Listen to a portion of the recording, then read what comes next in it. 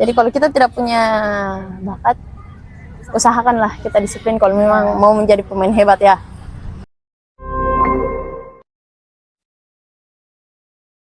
Halo Sobat Iden, kali ini kembali lagi di podcast Identitas Unhas. Kali ini saya bersama tamu spesial kita nih Sobat Iden, ada Kak Wija Malebi. Beliau adalah mahasiswi teknik pertambangan Unhas yang juga merupakan seorang atlet sepak bola putri yang punya kapabilitas luar biasa di dunia sepak bola nih Sobat Iden. Kebetulan hari ini kita mau membahas tentang sebuah tema yang lagi hangat diperbincangkan kali ini, yaitu tentang demam Piala Dunia tahun 2026. Halo Kak Ija, apa kabar Kak? Alhamdulillah sehat. Alhamdulillah Kak. Oke Kak, nah saya ini kan sempat kepoin juga nih Kak tentang Piala Dunia tahun 2026 kali ini. Nah itu ternyata dari beberapa berita yang saya baca itu cukup menarik Kak, karena ternyata ada beberapa perubahan dan juga hal-hal yang mungkin berbeda dari edisi Piala Dunia tahun sebelumnya nah Kak.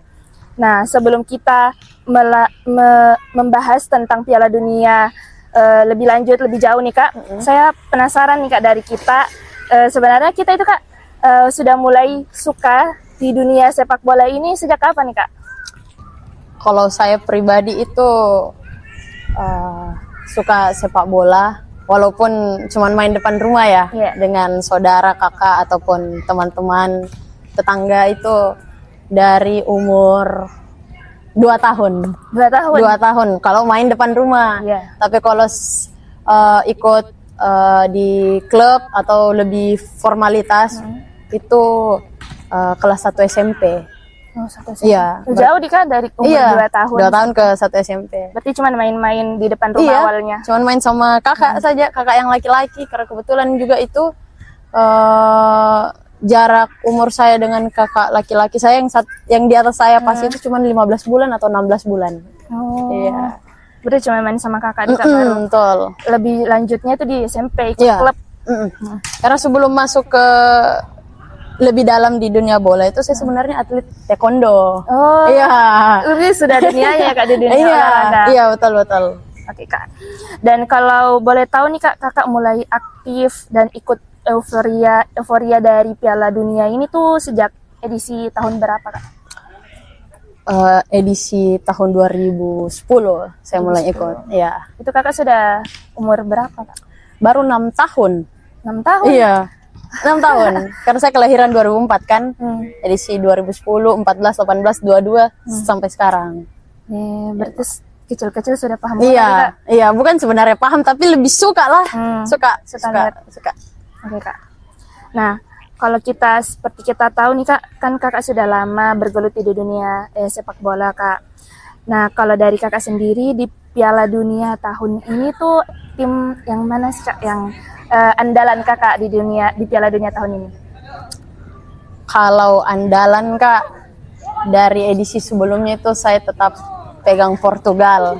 Cuman tidak begitu yakin Portugal juara. Tapi ya gitu. Tapi andalan. Iya, tapi andalan.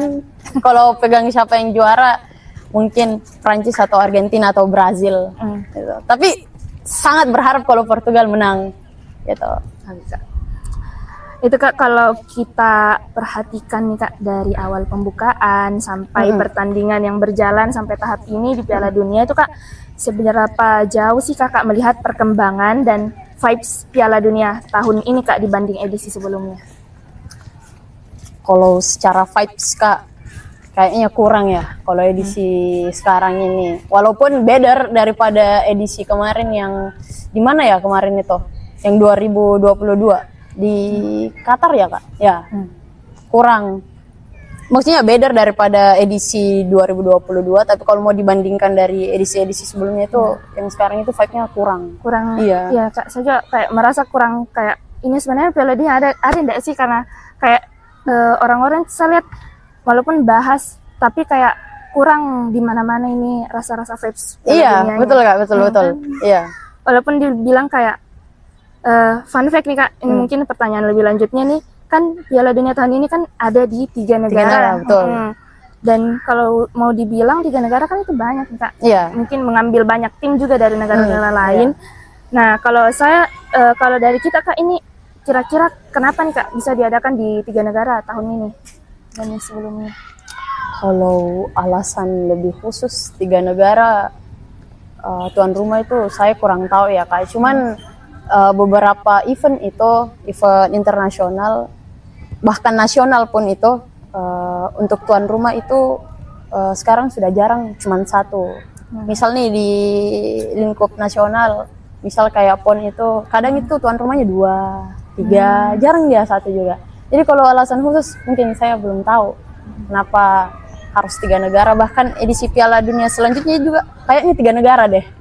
Iya, salah satunya itu tuan rumah calon Portugal. Itu. Iya, makanya saya tahu. Gitu Kak. Tapi kenapa bisa Kakak tahu bilang tahun depan itu akan ada lagi edisi kedua dari 3 negara ini? Oh, saya dengar rumor sih Kak, biasa scroll gitu. Kalau tidak salah Portugal sama apa ya itu, yang 3 negara itu.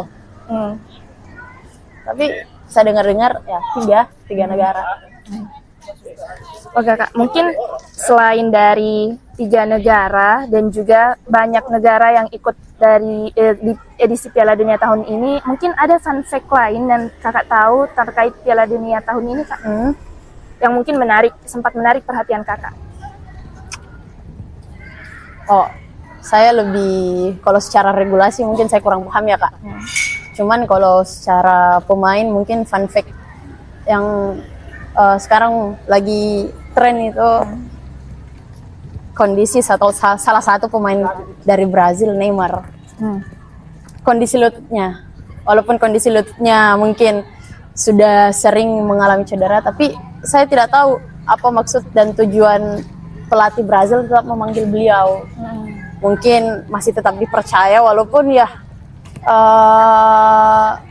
mulai dari fase grup sampai sekarang ini menit bermain dari Neymar itu minim. Kan kita mungkin bisa lihat nanti next alasan dari pelatihnya ya kan. Dan itu sih Kak. Tapi sekarang masih bermain di Kak itu? Masih. Fun fact-nya itu dia kembali ke timnas Brazil itu Kak. Jarak waktunya tuh 900 hari dia tidak sentuh. Iya. Baru masuk lagi ke squad Brazil 900 hari. 900-an kalau saya tidak salah lihat. Itu yang paling Kakak ingat. Oke Kak. Kak, kan ini Kak otomatis dari ada format baru yang dimana tim itu harus main sampai 8 kali di tahun Piala Dunia kali ini. Betul. Nah, kalau dari Kakak sendiri tuh Kak, sebagai seorang yang sudah lama nih sebagai atlet sepak bola, strategi seperti apa yang semestinya paling berpengaruh dan perlu sebuah tim perhatikan untuk bisa bertahan sampai melaju ke babak final Kak? Kalau dilihat itu 8 pertandingan itu cukup lama ya Kak. Iya.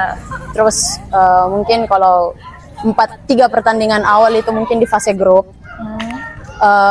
Kalau saya pribadi selama jadi atlet itu strategi yang saya gunakan dengan tim itu mungkin dari kondisi fisik, recovery setelah kita latihan berat atau intensitasnya tinggi, terus dari pola makan, terus juga waktu istirahat itu sebenarnya Kak. Karena tidak mungkin juga itu sebuah pertandingan, misal nih hari ini kita bertanding, besoknya kita bertanding lagi, nggak pernah terjadi. Kalau misal kualitas dari pertandingan itu bagus. Jadi di luar dari yang tidak bisa kita kontrol, yang bisa kita kontrol ya dari diri kita sendiri, mulai dari istirahat dan segala macam. Iya Kak. Ya sebenarnya juga sepanjang apapun itu pertandingan sebenarnya enggak apa-apa. Yang penting cara kita recovery tubuh kita aja gitu. Itu Kak, persiapan kalau itu kan pasti lama dan bertahap Kak. Ya, tadi makan, istirahat. Betul. Itu dari kalau Kakak yang selama ini Kakak lakukan ataupun sebagai mungkin melatih adik-adik ini sini itu mulai berapa lama selang waktunya untuk dari waktu pertandingan sampai mulainya persiapan itu? Jujur Kak, kalau mau dibandingkan melatih cowok dan cewek itu jauh berbeda. Mulai Bahkan untuk teknik dasar mungkin orang-orang tahu teknik dasar itu ada passing, dribbling kan. Salah satunya itu passing. Bahkan passing kita ajar pun pemain putri itu yang masih mula-mula sangat susah Kak. Ya jadi kalau misal kita punya sebuah event Kak, estimasi waktu yang kita perlukan itu untuk latihan dan mempersiapkan sebuah tim apalagi cewek itu jauh Kak. Jauh, tidak mungkin kita butuh 1, 2, 3 bulan, tidak mungkin. Pasti hasilnya kurang maksimal. Apalagi kalau misal event yang kita ikut itu bernasional, nasional saja, apalagi internasional, pasti range-nya lebih jauh lagi gitu. Itu kalau Kecuali kalau misal alhamdulillah saya kan pernah berkesempatan dipanggil timnas kan Kak. Tapi kalau mungkin ya menurut pelatih timnas itu orang-orang yang terpilih dipanggil itu pasti sudah cocok lah, atau misal standarnya sudah ada, dia bisa passing, dribbling, shooting, dan pasti di klubnya itu dia latihan. Jadi biasanya itu kalau sebuah event nasional Indonesia ikuti paling TC-nya itu 1 bulan atau 2 bulan aja. Ya karena kan yang dipanggil orang yang terpilih, ya gitu. sudah ada memang ya Kak dasarnya. Kalau boleh tahu Kak, ini yang Kakak latih nih usia berapa Kak? Paling tua itu Kak kelas 1 SMA atau kelas 2 SMA. Paling muda bahkan ada kelas 5 SD. Oh. Iya. Itu nanti Kak ada lombanya dia. Iya Kak. Bahkan sekarang itu kayaknya kalau saya lihat-lihat itu event putri, sepak bola putri di Indonesia itu lebih memprioritaskan untuk kelompok umur yang di bawah. Gitu. Jadi kita ini yang senior minim lah event yang di luar. Kebanyakan yang kayak umur-umur gini, iya Kak. Tapi ada sih bagusnya Kak. Pasti ada bagusnya. Regenerasi salah satunya kan untuk nanti beberapa tahun ke depan gitu Kak. Banyak penerus tadi Kak. Iya. Amin. Oke Kak, itu kalau kita lihat peta persaingan yang sudah masuk fase gugur nih Kak. Sekarang itu menurut Kakak nih, tim negara dari mana sih yang potensial untuk jadi kuda hitam di tahun ini? Sebenarnya saya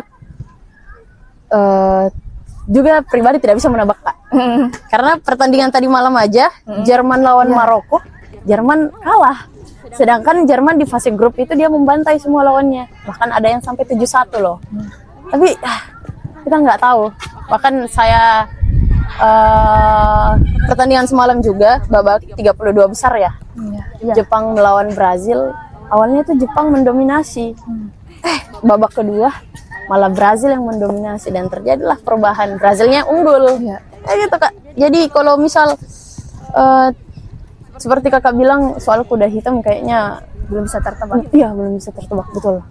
Berarti dari sisi sebaliknya juga Dika belum bisa ditebak, kayak misalkan siapa mungkin negara besar yang sudah justru tampil di bawah ekspektasi di dunia kali ini. Iya Kak, karena misal nih babak 32 besar kan baru dimulai.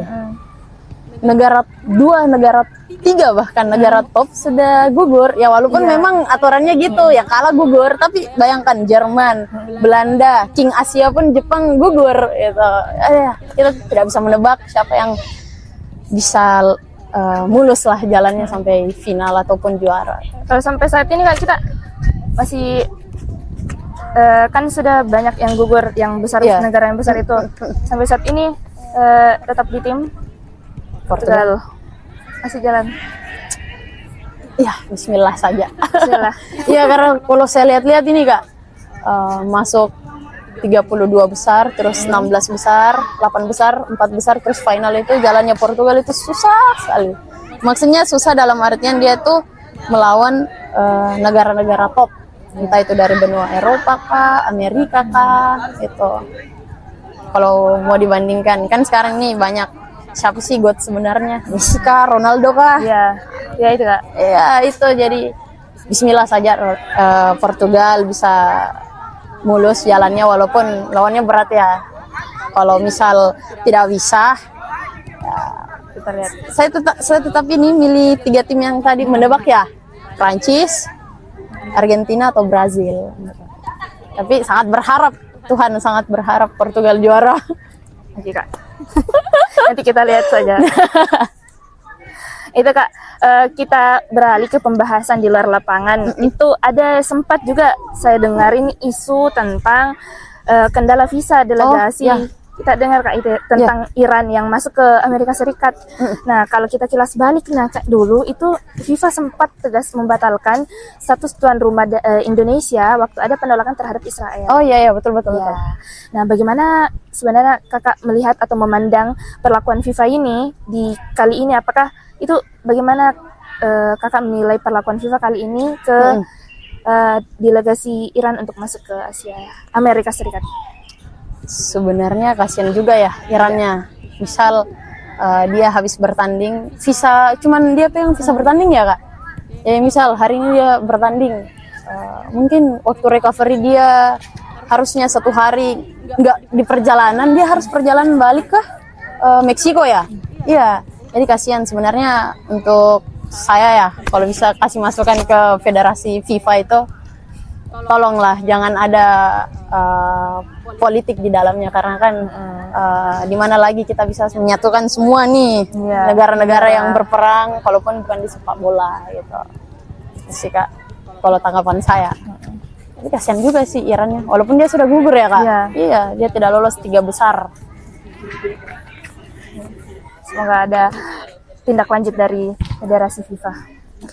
Tapi bisa dilihat apa ya kemarin itu Iran lawan Belgia kah kalau tidak salah, yang match terakhirnya dia dalam satu stadion itu Kak, mungkin 3/4-nya itu fans pendukung Iran. Bisa dibayangkan. Saking kuatnya itu, saking mendukungnya itu supporter mereka untuk tim kebanggaannya lolos di fase grup. Tapi kita bisa apa kalau dia juga tidak bisa memaksa. Enggak.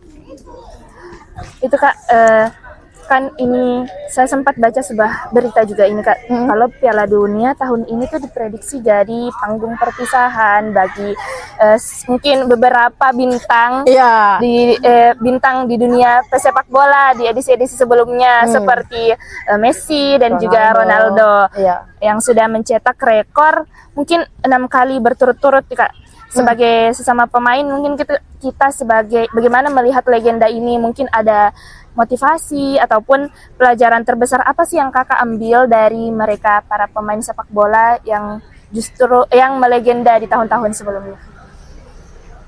Banyak sih Kak, kalau misal kita mau ambil sisi positif dari setiap pemain-pemain legenda ini yang bakal pensiun ya, atau event Piala Dunia selanjutnya dia tidak ikut ya. Yang pertama itu idola saya, Ronaldo. Ya, disiplinnya kan saya ini Kak, kita sebagai pemain itu, kalau kita banyak orang mengatakan kalau kita tidak punya bakat, at least kita disiplin. Kita Ronaldo lah salah satunya, dia tidak terlahir dengan bakat, tapi dia disiplin. Robot lah istilahnya. Sedangkan saya tidak mau membedakan antara Ronaldo dan Messi, saya tidak mau membedakan, tapi orang vote itu bakat itu ada di Messi, disiplin itu ada di Ronaldo. Jadi kalau kita tidak punya bakat, usahakanlah kita disiplin kalau memang mau menjadi pemain hebat ya. Mulai dari disiplin itu banyak loh Kak, bukan cuma dari segi latihan, tidur, makan yang saya sebutkan tadi itu, recovery-nya itu semua itu Kak. Disiplin dari segi bagaimana dia memperlakukan terhadap diri sendiri ya Kak. Ya, tapi kalau dari segi lapangannya Kak, bukan cuman Ronaldo, Messi, pasti seluruh pemain bisa kita ambil sisi positifnya, karena sudah pasti mereka masuk Piala Dunia sudah tentu pemain hebat gitu. Mulai dari cara mereka bermain tentunya. Kalau misal nih saya gelandang, bagaimana cara dia memberikan suplai bola ke depan, mengatur ritme permainan gitu Kak. Tapi yang paling penting sih itu Kak, di luar lapangan, kondisi fisik, recovery, makan, tidur. Oke Kak. Mungkin Kak, terakhir dari sesi podcast kita kali ini Kak, apa sih mungkin Kak Wija yang mau sampaikan kepada Sobat Iden, mungkin baik yang berperan sebagai atlet di luar Ya. ataupun sebagai penonton setiap Piala Dunia? Kalau pesan saya untuk atlet dulu ya mungkin. Iya, boleh. Oke. Kalau saya pesan saya untuk